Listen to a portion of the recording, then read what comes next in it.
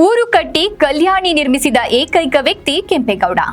ಬೆಂಗಳೂರಿಗೆ ಯಾವುದೇ ನದಿಯ ಆಸರೆ ಇಲ್ಲ, ಹಾಗಾಗಿ ಮುಂದಿನ ಪೀಳಿಗೆಗೆ ನೀರಿನ ತೊಂದರೆಯಾಗಬಾರದೆಂಬ ಸದುದ್ದೇಶ ಅದರ ಹಿಂದಿತ್ತು. ಅದರ ಜೊತೆಗೆ ನಗರದಲ್ಲಿ ಗಿಡಮರಗಳನ್ನ ನೆಟ್ಟು ಪರಿಸರ ಪ್ರೇಮಿ ಎನಿಸಿಕೊಂಡಿದ್ದರು. ಈಗಲೂ ಸಹ ನಾವು ಬೆಂಗಳೂರು ನಗರಕ್ಕೆ ಹೋದಾಗ ಬೃಹತ್ ಮರಗಳನ್ನು ಹಾಗೂ ಉದ್ಯಾನವನಗಳನ್ನ ಕಾಣಬಹುದು ಎಂದು ಸ್ಥಳೀಯ ಶಾಸಕ ಡಿ ರಘುಮೂರ್ತಿ ಅಭಿಪ್ರಾಯಪಟ್ಟರು. ನಗರದ ತಾಲೂಕು ಕಚೇರಿ ಸಭಾಂಗಣದಲ್ಲಿ ರಾಷ್ಟ್ರೀಯ ಹಬ್ಬಗಳ ಆಚರಣೆ ಸಮಿತಿಯಿಂದ ಹಮ್ಮಿಕೊಂಡಿದ್ದ 515ನೇ ನಾಡಪ್ರಭು ಕೆಂಪೇಗೌಡರ ಜಯಂತ್ಯೋತ್ಸವದ ಅಧ್ಯಕ್ಷತೆ ವಹಿಸಿ ಮಾತನಾಡಿದರು.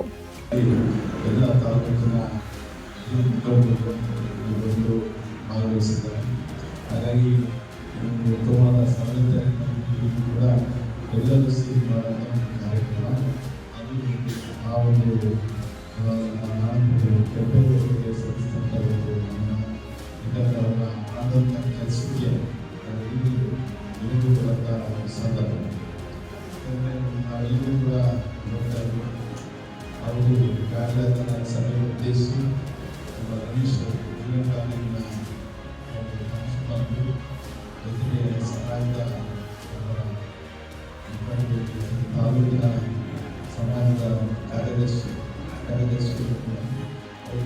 ವಿವರವಾಗಿ ಮಾತನಾಡಿ 1915 ಹುಟ್ಟಿ ಎಲ್ಲರೂ ಬಾಲ್ಯದಿಂದ ಅವರು ಏನೆಲ್ಲ ಬೆಂಗಳೂರನ್ನು ಕಲಿತಿದ್ರು, ಯಾವ ರೀತಿಯಾಗಿ ಅವರ ಇಚ್ಛಾಶಕ್ತಿಯನ್ನು ಪ್ರದರ್ಶನ ಮಾಡಲು ಅವರ ಸಸ್ಯ ಯಾವ ರೀತಿಯಾಗಿ ಸ್ಪಂದಿಸಿದ್ರು ಎಲ್ಲರೂ ಕೇಳಿದರು.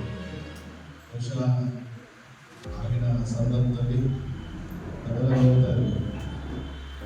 ಈಗಿನ ರಾಜಕೀಯ ಪರಿಸ್ಥಿತಿಯಲ್ಲಿ ನಾವು ಇದಕ್ಕೆ ಹೋದಂಥ ಸಂದರ್ಭದಲ್ಲಿ ನಾಡಗೌರವ ನಮ್ಮ ಕೆಂಪೇಗೌಡರ ಮನಸ್ಥಿತಿ, ಇಚ್ಛಾಶಕ್ತಿ, ಅವರ ದೂರದೃಷ್ಟಿ ಎಲ್ಲ ನೋಡಿದಂಥ ಸಂದರ್ಭದಲ್ಲಿ ಈಗಿನ ಜನಪ್ರತಿನಿಧಿಗಳು ನನ್ನನ್ನು ಸೇರಿ ಎಲ್ಲ ನಂತರ ಜನಪ್ರತಿನಿಧಿಗಳು ಆ ರೀತಿಯಾದ ಒಂದು ದೂರದೃಷ್ಟಿಯನ್ನು ಇಟ್ಟು ನಾವೇನು ಮಾಡ್ತಾ ಇದ್ದೀವಿ ಅದನ್ನು ಮುಂದಿನ ಜನಾಂಗಕ್ಕೆ, ಮುಂದಿನ ಪೀಳಿಗೆಗೆ ಅನುಕೂಲ ಆಗಬೇಕು ಆ ರೀತಿಯಾದ ಯೋಜನೆಗಳನ್ನು ನಮ್ಮ ಕೆಂಪೇಗೌಡರು ಮಾಡಿದ್ದಾರೆ.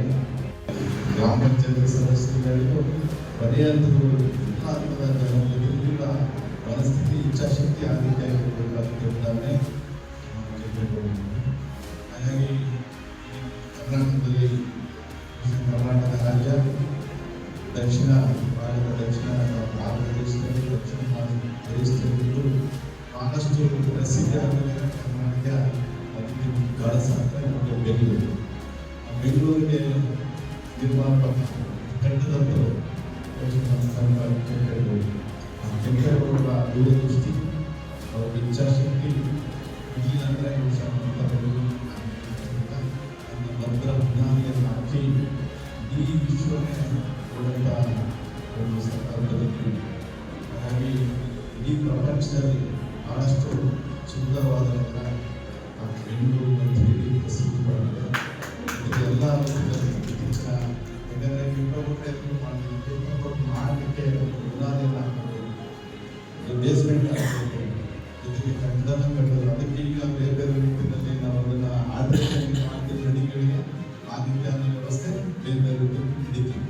ಅದೇ ಬಿಲ್ಡಿಂಗ್ ಬಿಲ್ಡಿಂಗ್ ಇರ್ತದೆ, ಫಸ್ಟ್ ಕಟ್ಟಿದ ಅದಕ್ಕೆ ಜೋಡಿಸ್ಕೊಂಡು ಹೋಗ್ಬೋದು, ಜೊತೆಗೆ ಅದನ್ನು ಆರ್ಕಿಟೆಕ್ಚರ್ ಕೊಡುವಂಥದ್ದು ಈ ಕೆಲಸ ಈಗ ನಡೆದಿದೆ.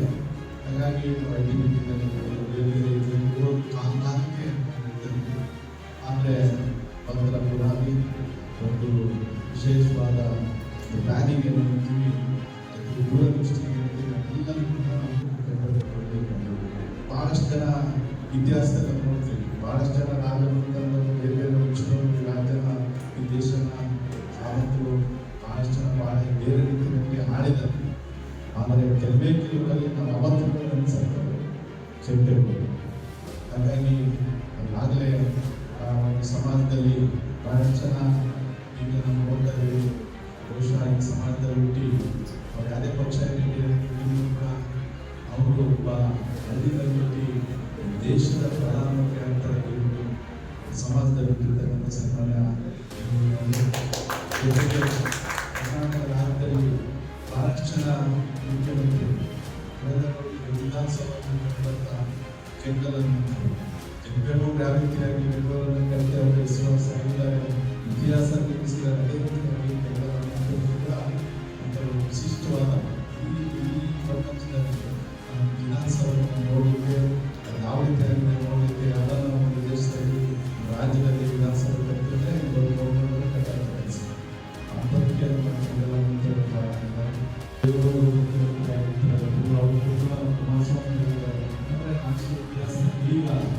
ನಮ್ಮ ಕಾಂಗ್ರೆಸ್ ಪಕ್ಷದಲ್ಲಿ ಎಲ್ಲರಿಗೂ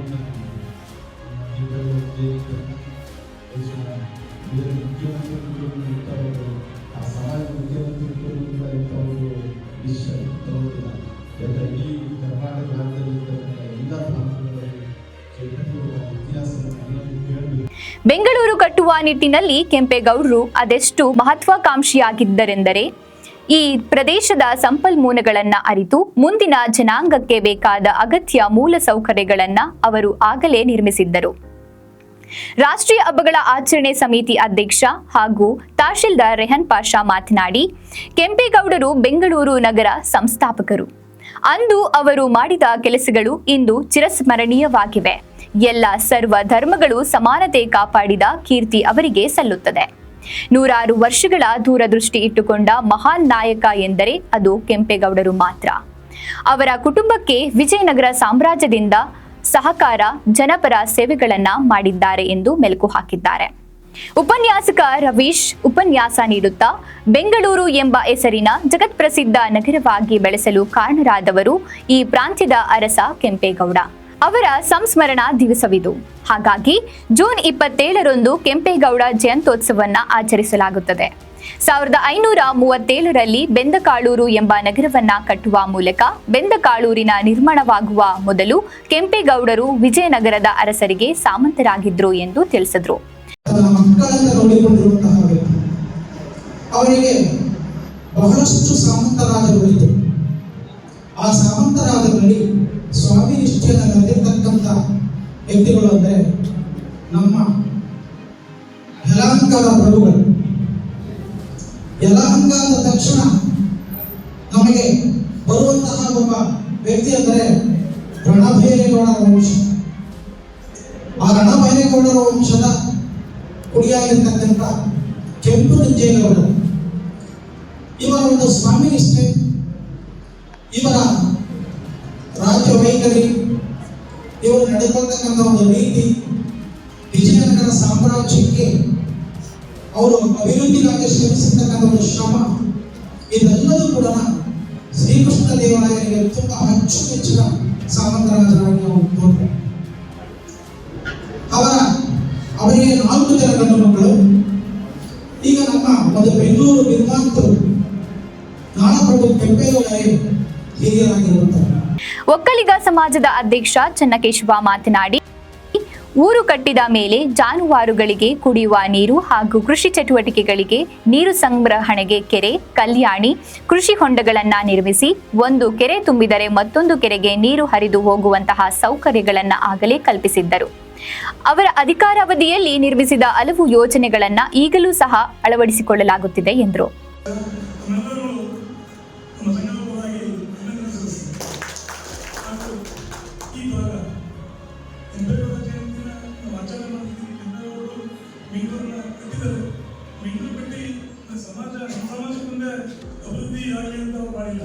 ಎಲ್ಲ ಸಮಾಜಕ್ಕೂ ಅನುಕೂಲ ಆಗಲಿ ಅನ್ನೋ ದೃಷ್ಟಿಯಿಂದ ಎಲ್ಲ ಸಮಾಜ ಭಕ್ತರು ಯಾರಿಗೇನು ಕಾಯಿಲೆ ಇದೆ ಅವರಿಗೆ ಅವರದೇ ಆದ ಕಾರ್ಯಕ್ರಮಗಳು, ಅವರದೇ ಆದ ಕೆಲಸ ಮಾಡಲಿಕ್ಕೆ ಅವರ ಕಾರ್ಯಕ್ರಮಕ್ಕೆ ಇದು ಮಾಡಿಕೊಂಡಿದ್ದಾರೆ.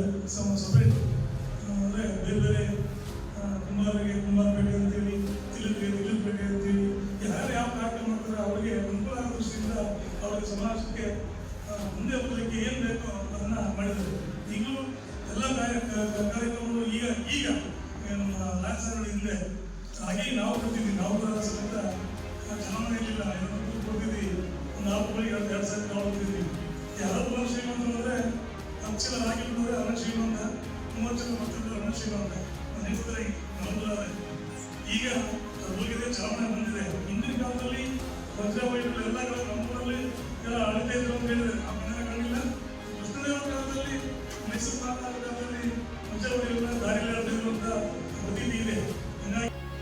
ಇದೇ ಸಂದರ್ಭದಲ್ಲಿ tahsildar Rehan Pasha, EO Shashidhar, BEO KS Suresh, ಕೃಷಿ ಸಹಾಯಕ ಅಧಿಕಾರಿ ಆರ್ ಅಶೋಕ್, ಪಶುಸಂಗೋಪನೆ ಇಲಾಖೆ ಅಧಿಕಾರಿ ಡಾಕ್ಟರ್ ರೇವಣ್ಣ, ತೋಟಗಾರಿಕೆ ಸಹಾಯಕ ಅಧಿಕಾರಿ ಆರ್ ವಿರೂಪಾಕ್ಷಪ್ಪ, ಪೌರಾಯುಕ್ತ ಸಿ ಚಂದ್ರಪ್ಪ, ಬಿಸಿಎಂ ಅಧಿಕಾರಿಗಳು, ಸಮಾಜ ಕಲ್ಯಾಣ ಇಲಾಖೆ ಅಧಿಕಾರಿಗಳು, ಒಕ್ಕಲಿಗ ಸಂಘದ ಅಧ್ಯಕ್ಷ ಚನ್ನಕೇಶವ, ಹೆಗ್ಗೇರೆ ಆನಂದಪ್ಪ, ಮೋಹನ್, ನಗರಸಭೆ ಸದಸ್ಯ ರಾಘವೇಂದ್ರ, ಕೆ ವೀರಭದ್ರಪ್ಪ, ಪ್ರಶಾಂತ್, ರಮೇಶ್ ಗೌಡ, ಕವಿತಾ, ಸುಮಕ್ಕ, ನೇತಾಜಿ ಪ್ರಸನ್ನ, ಸಿಟಿ ಶ್ರೀನಿವಾಸ್ ಇತರರು ಸಾರ್ವಜನಿಕರು ಪಾಲ್ಗೊಂಡಿದ್ರು.